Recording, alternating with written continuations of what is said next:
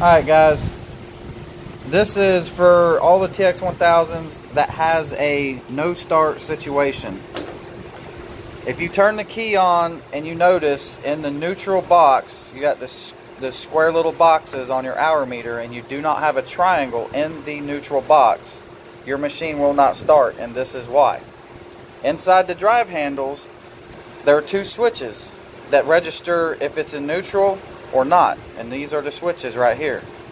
And then here's your little connector that plugs into. We've cut them off because we put new ones in. So if you look at this switch, you would see that normally you don't really see nothing wrong with it, okay?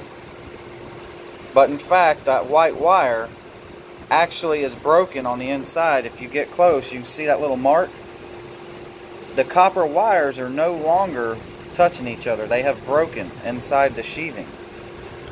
And that's from when you're driving the machine. These wires, when you're driving the machine and you're going back and forth with your drive, those wires are bending back and forth constantly, and eventually they snap inside. So we're going to show you here. He's going to ohm it out, and per the ohm meter, it's an open loop. That wire's not touching. Now on the black side, the black wire, that one tests okay. We're getting continuity. But if he goes back to the white one again and tests it, you'll see it's going to be an open loop.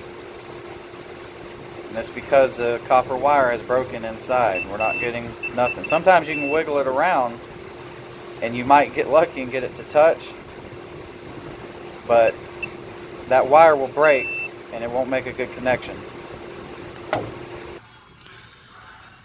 And to describe a little bit better what I'm talking about, I'm going to get on a machine that does work. And here's the hour meter, okay? This is for all the 1000s. The key is off, okay? If I turn the key on to the first notch, if this machine is good and is going to start, you will get a triangle in these three boxes: the park, the neutral, and the little hand.